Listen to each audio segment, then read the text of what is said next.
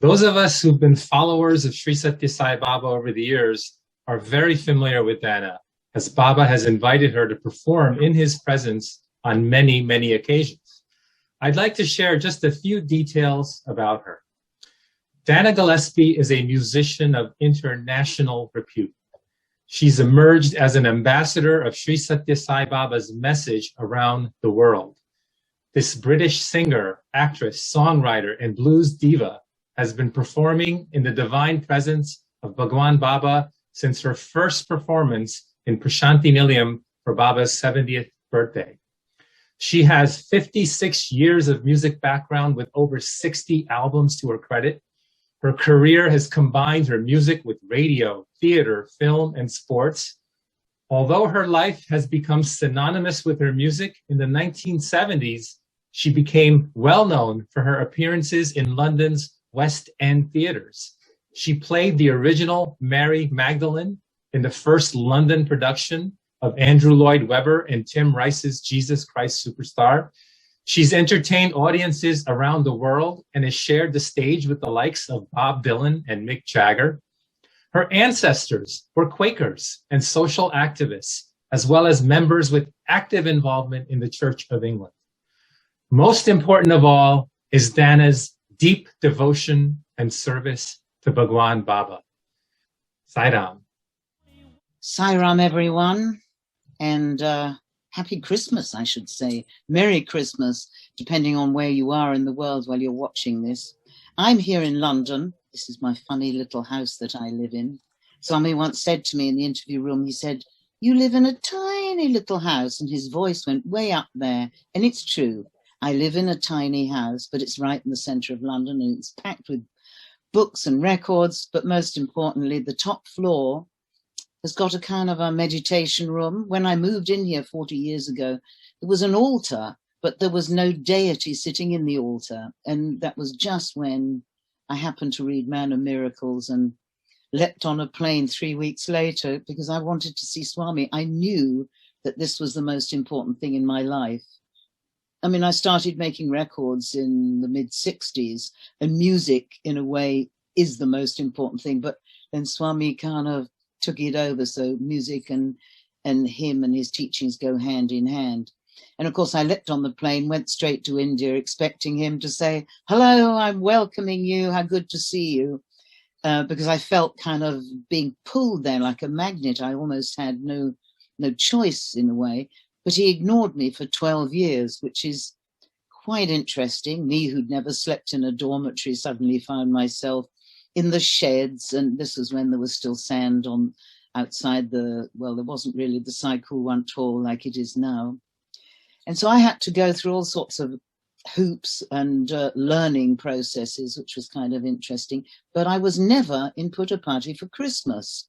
You might wonder why. And that is, I think the reason is, well, first of all, my mother was still alive. And, you know, Christmas is a kind of family thing. I know the Sai family is the greatest family ever. And I was told 40-something years ago, when you enter the Sai family, it is like a family. And I feel that way about, you know, the Sai family.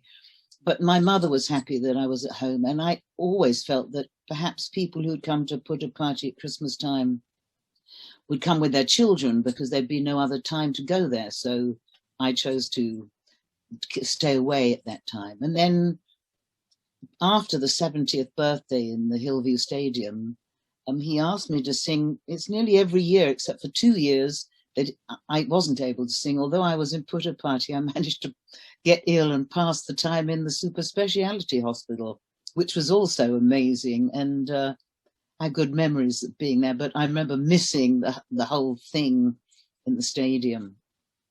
I was longing to be interviewed, and I was longing to find out what goes on in that little interview room. But as I said, for 12 years, I was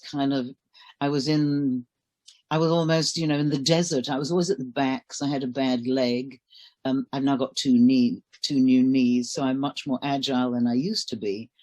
And now, or up until after the 70th birthday, whenever I'd see Swami at a concert, I would never offer him a rose with my hand, because that meant getting down on my knees, which I knew would be a disaster. I used to always throw rose petals over him or lay them gently on his feet. I've always viewed him as my absolute best friend, certainly the best thing that ever happened in my life. And as it's Christmas coming up, and I know, because people have told me how fabulous it has been in Puttaparthi, I'm not very good on all those kind of Christmas carols like Jingle Bells, etc., or snow stuff, because maybe some people are watching this and you're in the blazing heat. But here I am in the centre of London, and it's starting to get cold and Christmassy, and, you know, lights are switched on everywhere. But I thought I'd sing a little bit of a Christmas carol, one that not everyone would know. It's not one of these jolly jingly things. It's a carol called In the Bleak Midwinter, which makes sense if you're sitting in England. But I want you to listen. It's only 2 short verses. I want you to pay attention to the second verse, because it's important, and I'm going to explain why. The carol is called In the Bleak Midwinter. In the bleak midwinter, frosty winds made moan. Earth stood hard as iron, water as a stone. Snow had fallen, snow on snow. In the bleak midwinter, long time ago. What can I give him, poor as I am? If I were a shepherd, I would give a lamb. If I were a wise man, I would do my part. But what I have, I give him, give my heart. You see, it's that thing about giving your heart. I know at birthday time, Swami said, you know, he said to me once or twice, actually, I don't want my birthday celebrated. What I want is your heart. That is the present. And that is the thing we should be giving at Christmas time. I know when you're with family and things, it's nice to give presents, perhaps, but it's giving the heart to the beloved Lord.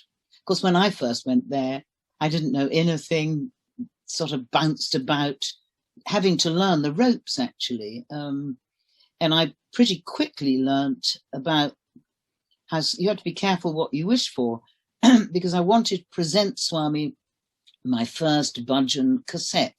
This was when CDs had just been invented, and I wanted to hand it to him. But I was always in the back because of my bad leg. I could never sit for too long in the front. Excuse me. And on the very last day, when after 12 years, I thought, right, I'm going to make a cassette. And if he blesses this cassette, I will turn it into a CD.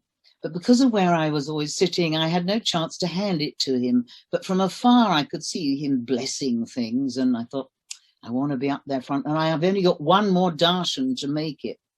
So on the very last darshan, I smuggled the cassette, which I wrapped up in a brown parcel, and put it into underwear, actually. When they patted me down on the way into the mandir, nobody noticed, mercifully. And suddenly I found myself in the front row. And now nobody knew that I had bought this slightly illegal thing into the Sai Kulwant area. Nobody knew my name, and nobody knew I was a singer, because I always went alone. And it was my last chance to hand it to him. And you know, Swami often leaves you hanging on till you're about to give up. But I didn't give up, because he walked straight out, and he walked up and stood right in front of me. And he just said, the singer, give me the cassette.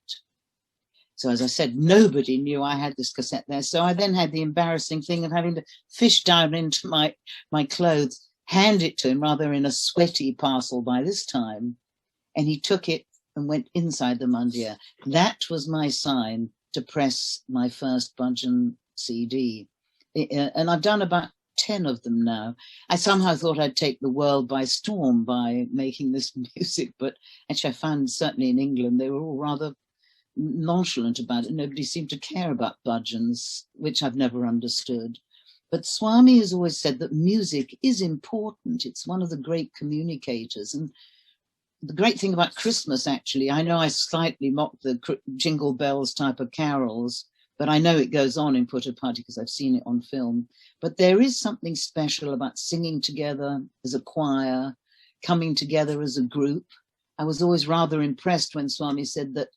I remember the boys, his lovely boys, used to sing bhajans, and they would be a solo voice. And then one year, maybe it was about, could be 20 years ago, Swami decreed that the lead vocals should be two boys singing together, so that you had the discipline of moving in exact synchronicity on how the bhajans should be. And actually, I agree with this, because I think bhajans have the most marvelous melodies, and these melodies are heaven sent. I mean, I got some favorites, of course, like Allahu Akbar. And of course, I'm very guilty of standing when I would be singing for Swami. I'd be moving about. Didn't matter whether it was a bhajan or not. I simply couldn't stop moving. And then this used to worry me. And I knew that probably people, especially the sort of the old school people from Puttaparthi, were probably wondering, what's this blasted redhead doing, moving about like this? And then Swami came out one time and he stood on the veranda in front of the men and he said, "Look at Dana, she's always moving just like this." And of course, he did me better than I do me. And ever since then, I haven't been worried. But my first chance to sing for him in the stadium for his 70th birthday was, I've got to say, a bit nerve-wracking. I don't get nervous from singing because this is what I've been doing since I was 15 professionally. I left school at 15 because I went immediately on the road and made my first singles in those days, and then moved on to albums. And actually I'm up to my 72nd album, and I'm starting writing a new one. Anyway, that's by the by. So as I came out to sing at the 70th birthday, I did have a small twinge of nerves because Swami was sitting in the Shanti Vedika, and I was with my blues musicians. I thought that he would definitely want bhajans, because it was soon after my first bhajan CD, but I was told, no, he wants you to do your Western music. Now, some of you may not know much about blues, but it's this wonderful, heartfelt, earthy type of music that is the mother of all Western music. It's far simpler than jazz, or less aggressive, really, than, let's say, what it's turned into rock and everything. But it's music that's built from emotion and built from pain, or built from joy. And this was, I was told, what Swami wanted me to sing. So I immediately had to think, how am I going to do 5 numbers and make it suitable for in an ashram where I knew that nobody had ever heard of blues. We even had a hard time getting a proper drum kit. The piano was dreadfully out of tune, and was sort of, thank goodness my piano player then carried a tuning fork with him. But I was very aware that probably 99% of the audience who'd never heard this kind of music would loathe me. And I've since spoken to a few students, well, they were then students, they're now married with children or teachers. And they said, no, we didn't like the music at first, but we've grown to love it. And I think Swami kind of put me in a position whereby he was showing to everyone that life isn't just tablas and harmonium and bhajans. You can sing and do the message of love in modern forms. I'm quite often singing in what I'd call dark places. You know, maybe the audience is drinking or worse still, drunk. But my duty is to uplift and make people feel happy. Whenever I've thought, what on earth am I doing in this world, I'm reminded of one of the times when Swami called me in alone for an interview. I can't remember what year it was. And people often ask me about, what goes on in the private interviews, and all of them sort of merge into one with me. But there's one in particular. And he called me in and he said, do you want to ask me a question? Well, I knew full well that many people would go in to the interview room with what I would call a shopping list. Is my daughter going to get married? Can you get a son for my daughter? Or should I sell my house? All these kind of what I consider slightly mundane things, and I never had questions. The moment I stood or sat in front of him, any queries left my mind because I knew that he knew everything, so there didn't seem much point to ask him anything. However, as he'd made the point of asking me, you know, do you want to ask me a question? I thought, oh gosh, I better think of something vaguely intelligent. So I just said, well, Swami, what's the meaning of, what's the point of it all? Meaning, you know, about what's this life all about? And he just said to me, and I repeat this often to anyone who wants to listen, these very important 5 words, 5 words: play the game, be happy. Isn't that simple? Isn't that marvelous? I mean, I've always loved these short, succinct sayings of Swami's. Play the game, be happy is marvelous. Love all, serve all is totally and utterly marvelous and should be worked into our life the whole time. I mean, I know it's Christmas time and we should be thinking of those that are not quite as fortunate as us, you know, maybe, oh, this blasted pandemic, I vowed not to speak about it. Sorry, Swami. I wanted to pretend it hasn't been, but it has been, and it's changed a lot of people. It's made us all, a lot of us, very introspective. And in my case, concerts cancelled. You know what I did instead during lockdown, whenever it started a year and a half ago? I finished my memoirs, which is called Weren't Born a Man. It's come out. My book is out. I'm not really trying to push it, but I'm telling you that I had a pretty wild life in the 60s and 70s, but I get to talk about Swami in marvelous pictures at the end of the book. So I'm quite proud of that. And I finished 2 albums. So I didn't sit around doing nothing, but I miss not going to put a party in November for those of us that would go at the birthdays. Many people would say to me, you know, what's it like since he's no longer physically there? And I've got to say, there is no difference. I mean, I'm almost can say that. There's a small, tiny white lie to what I just said, because there is no difference. If you feel him in your heart, you just feel him the whole time. I don't make any decisions, important decisions about anything without sort of turning within and thinking of him. I probably ought to, if I would be thinking, should I eat this other piece of chocolate? And he might be saying no, and I might disregard. But normally, for important things, he's there the whole time. So I can't say that there's any difference. But then this small white lie is that, you know, when you're sitting waiting for him to come out in the Cyclewant Hall or the Purnachandra Hall or wherever, maybe you're sitting for hours and every limb is aching and you're thinking, oh gosh, how much longer? And you want to shift in your seat and you're in agony. Well, I often used to be in agony. And then suddenly, when the old days, the music would start and he would come gliding out. And that moment that he would come out, all pains, all worries, all troubles would disappear. Maybe a few tears would appear instead. But he had this ability to completely chill out and change everyone. I mean, for me, like many people, it was love at first sight, but of a sort of love that I didn't know existed. I mean, that was new to me. I've been on cloud 9 for the last 40 years since Swami came into my life. In fact, I'm not even sure how many years it is now. I've lost track of time. But he has changed my life. And usually when I do these talks, it's because Swami once said to me at another time in an interview, he said, I'm going to give you spiritual diamonds and you will take them all over the world. I had no idea what he was talking about. I thought I'd lost the plot. I knew he hadn't, but I didn't really know what he was talking about. And then within 6 months, I found myself being asked to go to lots of different countries to talk and to sing. So I know that the spiritual diamonds that he gave me is being able to talk about things that have happened when I've been lucky enough to be there. I mean, often I was talking in many places, let's say in Russia, in Siberia, in Dagestan. Most people don't even know where that is. And they would never have a chance to go and see Swami. But the love, the joy that they had for Swami, even though they lived so far away, well, that was it was very humbling. It is very humbling. The service that I've seen given all over the world is incredible. You know, yet again, it's back to the love of the Sai family, within the Sai family, but it's the love for our Lord. And Christmas.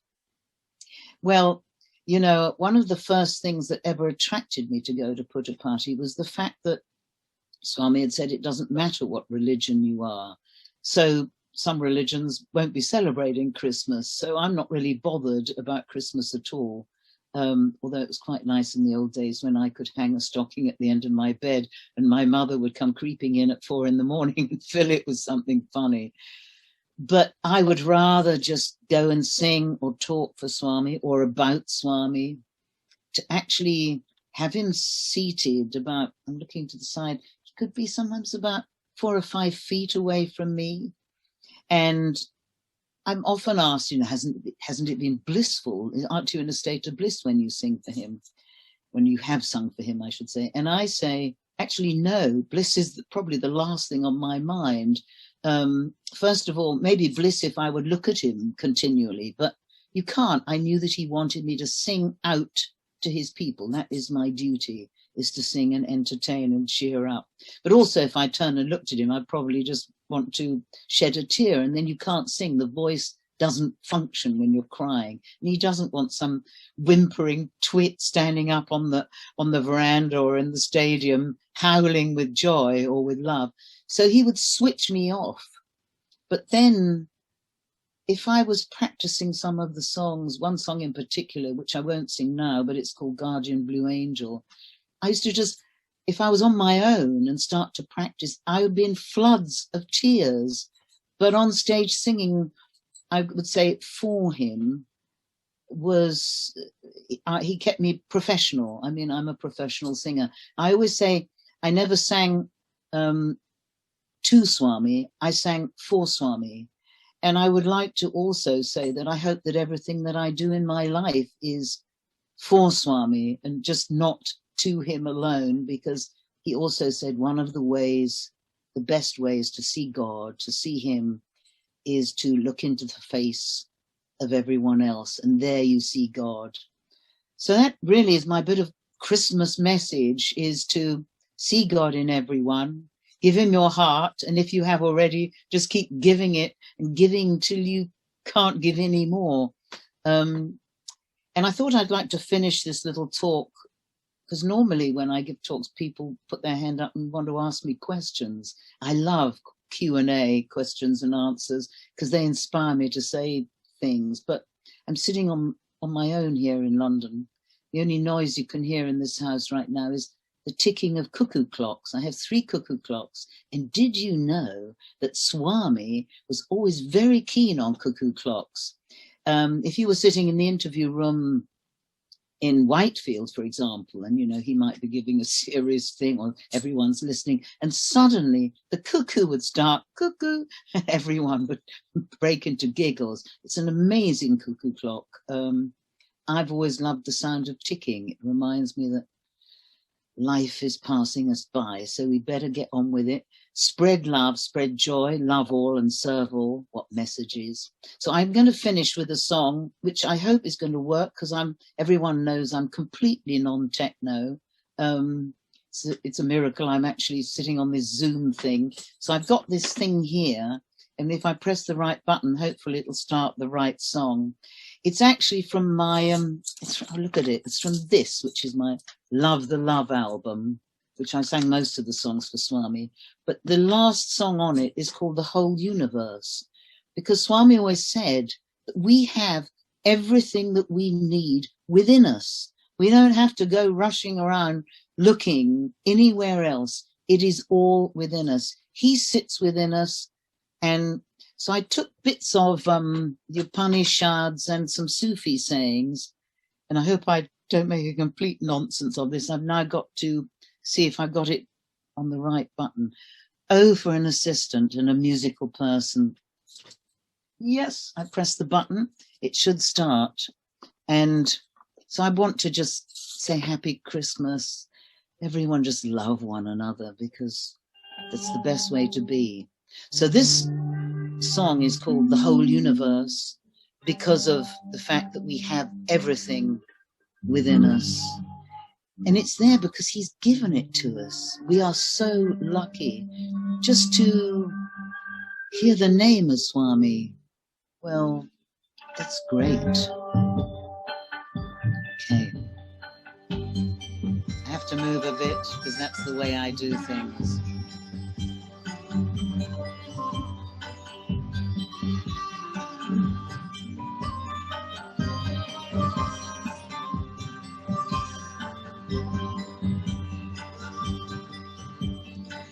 The little space within the heart is as great as this vast universe.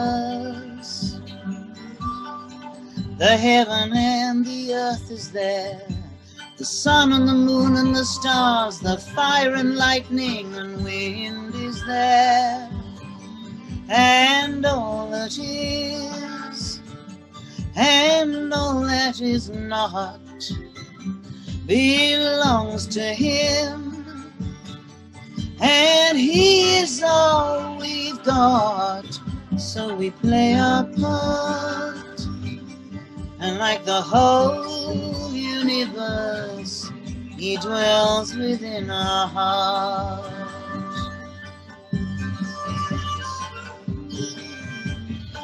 The end and the beginning are dreams, birthless and deathless and changeless, remains the spirit forever.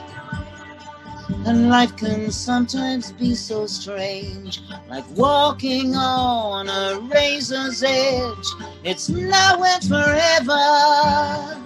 Each moment is like eternity, much more than we can ever know, much more than the eyes can see. So we play our part. And like the whole universe, he dwells within our heart.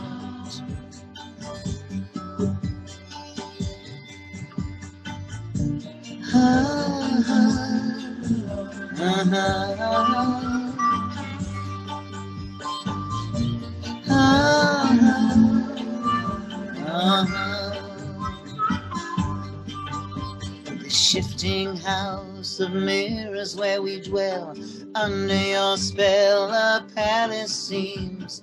Who has not fallen tangled by your spell, divine in miracles and wandering in dreams? The shifting house of mirrors where we dwell, under your charm a palace seems. Who has not fallen tangled in your charms, beguiled by visions, wandering dreams? We love you, oh Swami, we love you.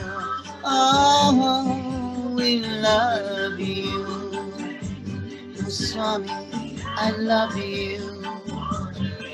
And if the light of 1,000 suns was to blaze all at once in the sky, it's nothing like the splendor of this mighty being until the day we die. Oh, we play our part.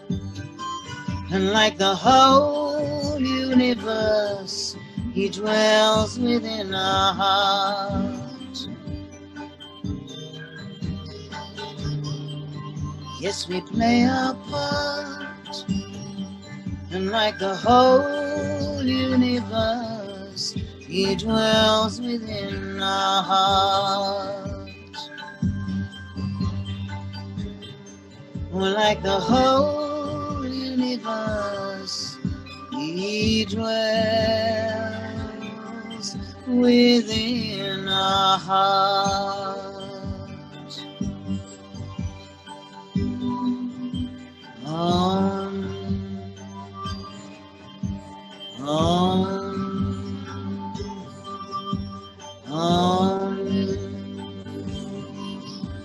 Shanti, Shanti, Shanti.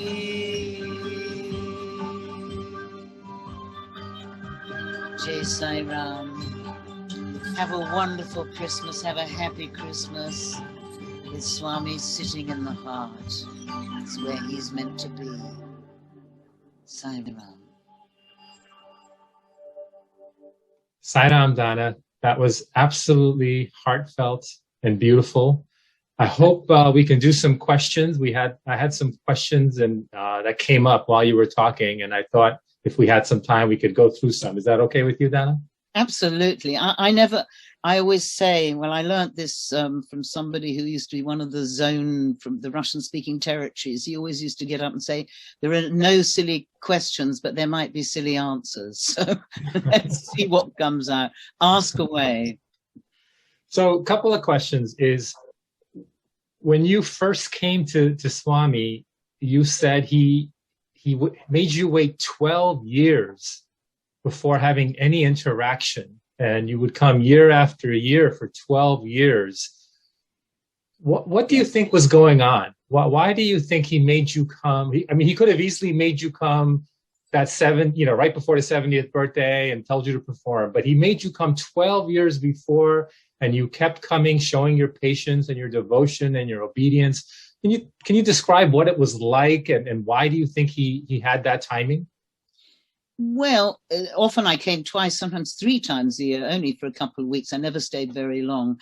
Obviously, the ego had to be squashed down. I don't think I was that egocentric, but I think he was getting me used to living and being in India a lot, getting used to traveling and being content as I was then I was just quite content to just see a tiny flash of orange right from the back of the cycle once hall.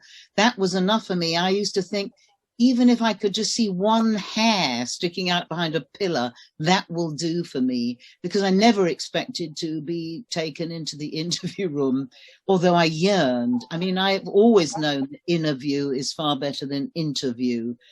But after 12 years, I was yearning, actually. I'm ashamed to say I just actually wanted to see what the inside of the room was. I kept seeing people disappearing in there. It wasn't that I had any questions. I wanted to be in there. And why was I being left out? And it was particularly painful after the 70th birthday, because I still hadn't been talked to or anything. And I was told, oh, don't worry, he takes everyone in. All the artists are going to go in, and all the famous cricketers, and they're all going in to be interviewed. You'll be taken in. So I lined up with the musicians. We're all lined up. And Swami comes out and he picks, go, you. And he picks every single person that was lined up, with the exception of me. I sat outside in this line. And then by this time I was sitting on my own, because everyone else had gone in. You cannot imagine how small and unloved I felt. And I had to somehow stand up and try and walk out of that place gracefully without bursting into tears, which of course I did once I got back to my room. I think he was just trying to teach me that you cannot rely on fame or looks or anything. Everything has his timing. It's his will. I'm happy to be a pawn to be moved around on the chess set of life. But I wanted to move my chess piece a bit faster in the old days. But the moment I kind of sat back and relaxed into it in a way, the moment I knew that he liked my music, my life changed.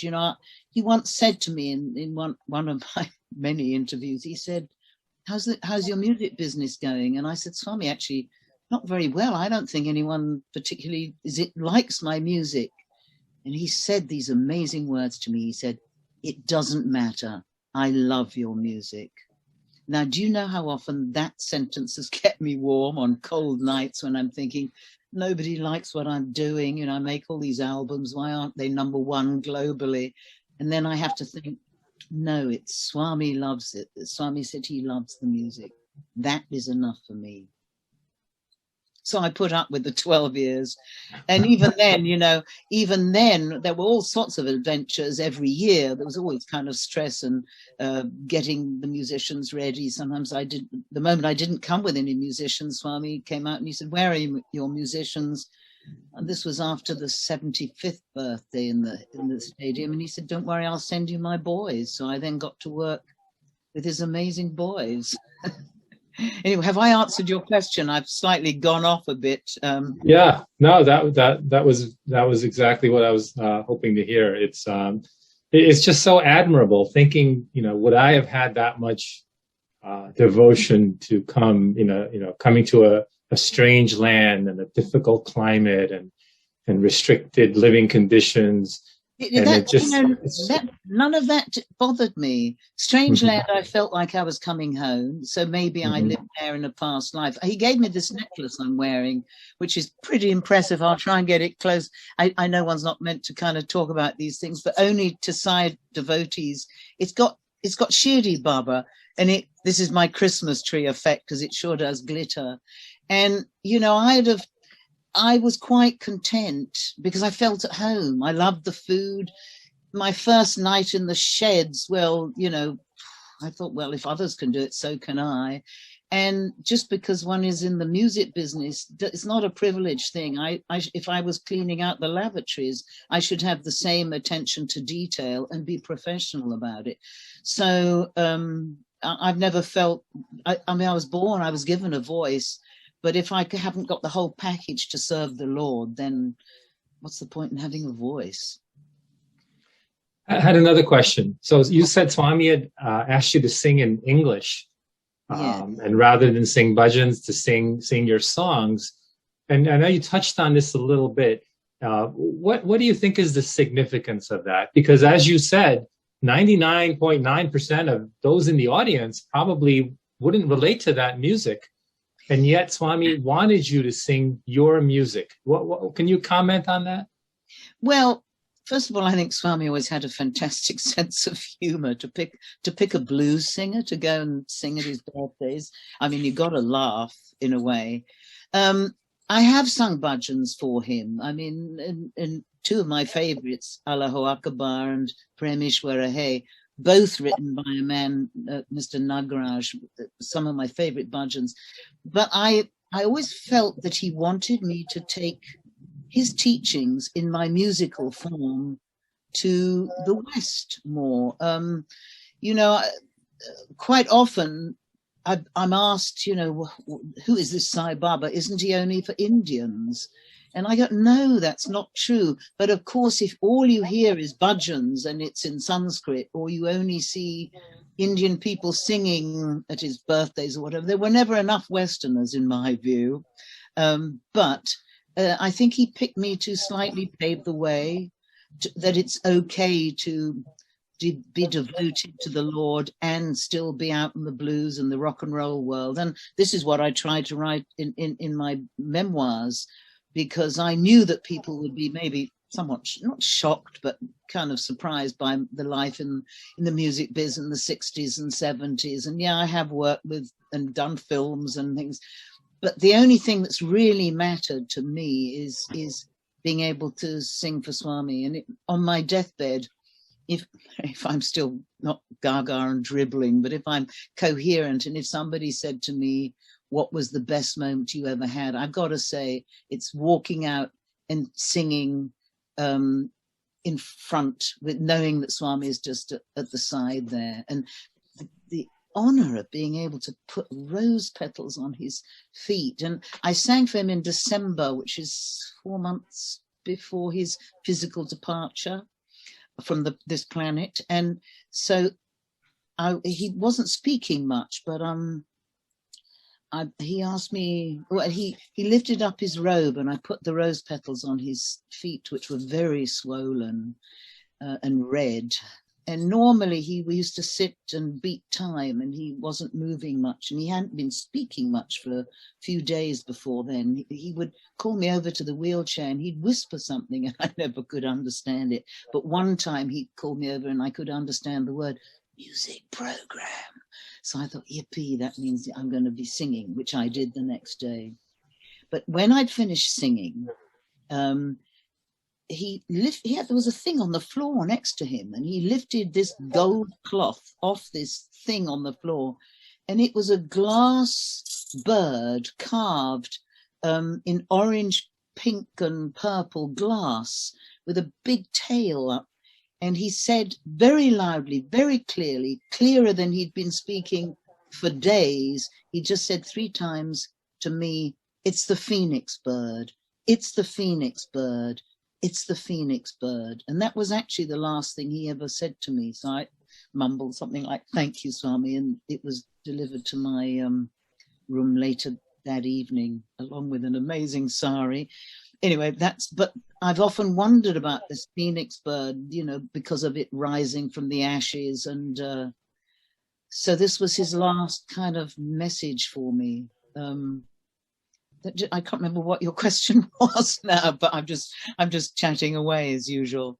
Yeah, no, that's really powerful. Great to hear. Maybe we can do one more question, and then we can request one more song if that's okay. Also, Okay. Dana. All right. So you know, one of the things that strikes me, and I'm sure it strikes a lot of people about you, is your heart. You spoke of that in both of the songs, giving of your heart.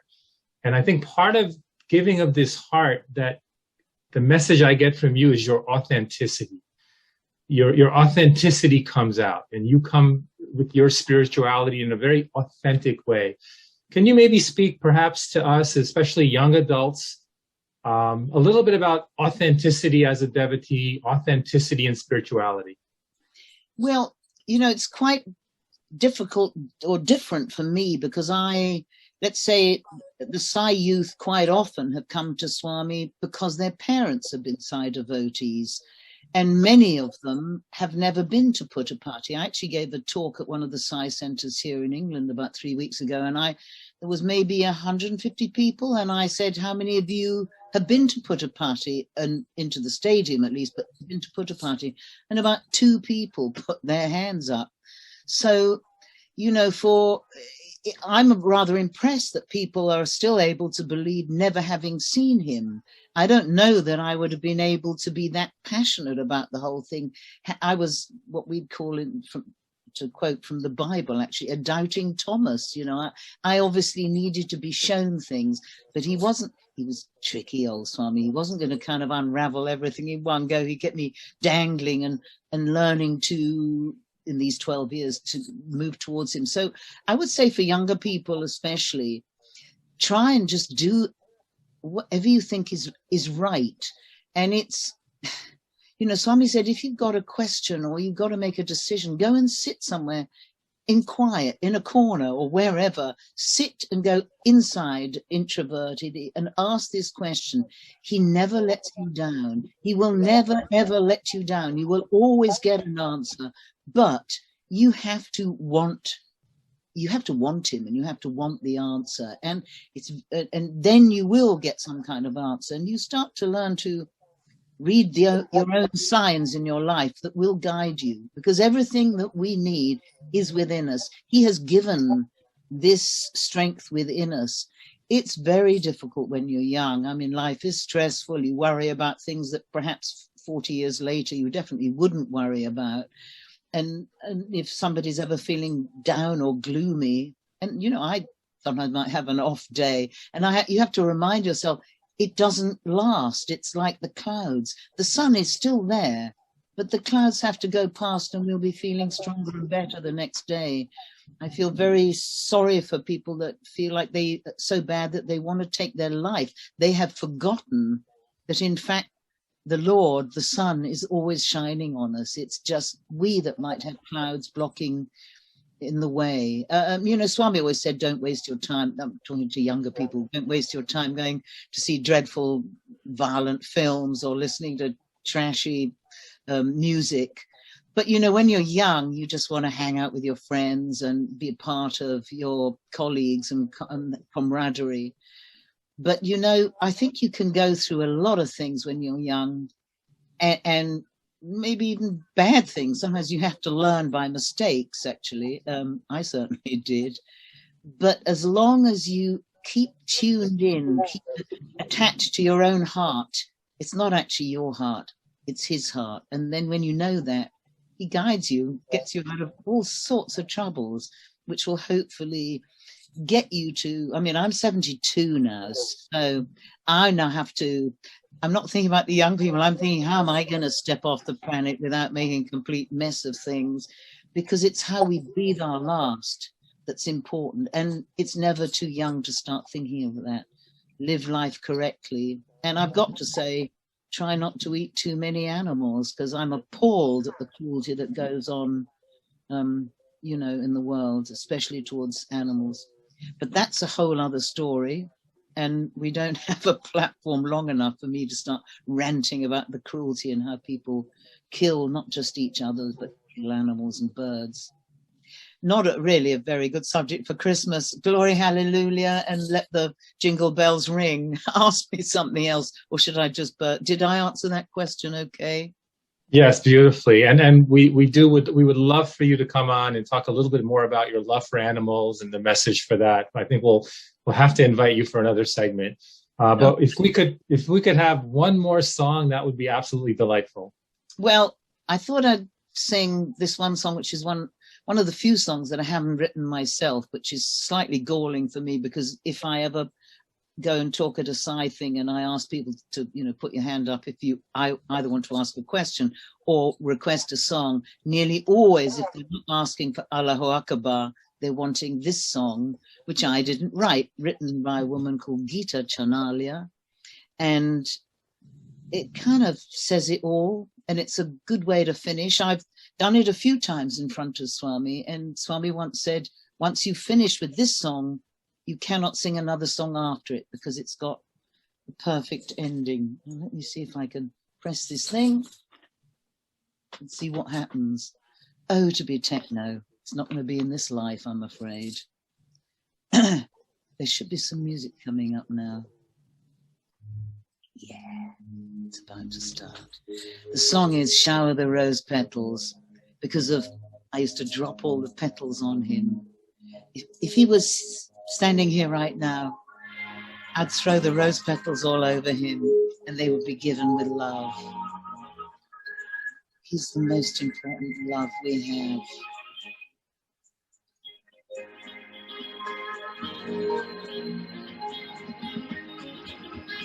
Shower the rose petals, shower the rose petals, shower the rose petals, shower the rose petals.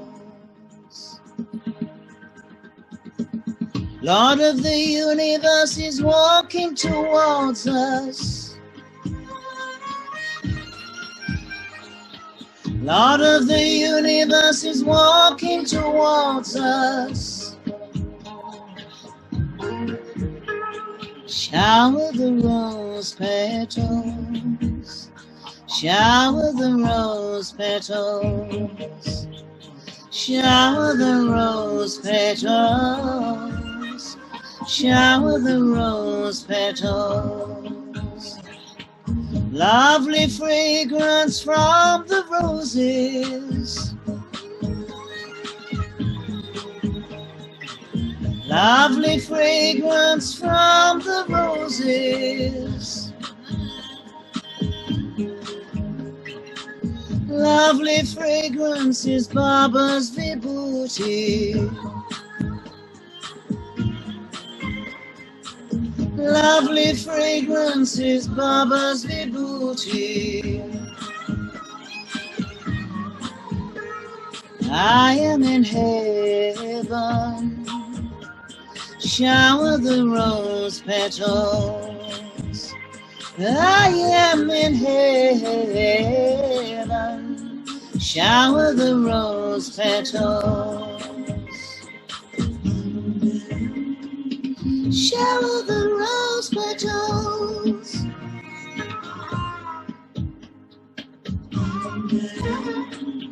Shower the rose petals. Faith is truly a wonderful gift. Faith is truly a wonderful gift. Fill your heart with love. Shower the rose petals. Fill your heart with love. shower the rose petals. See the rainbow in the sky.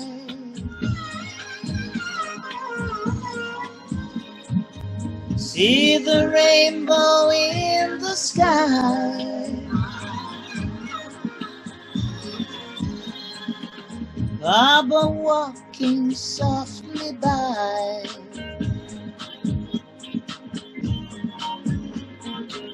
Baba walking softly by. Loving everyone. Shower the rose petals, loving everyone. Shower the rose petals.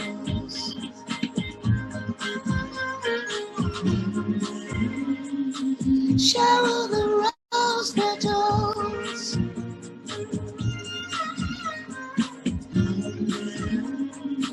Shower the rose petals.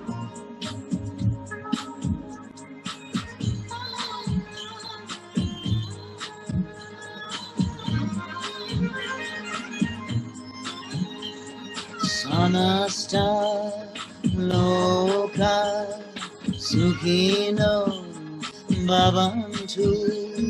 Samasta loka sukhino bhavantu.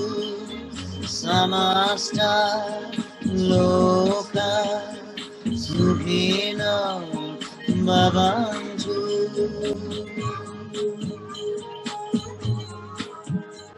Om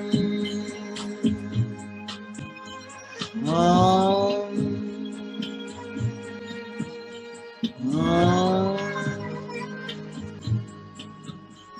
Shanti Shanti Shanti.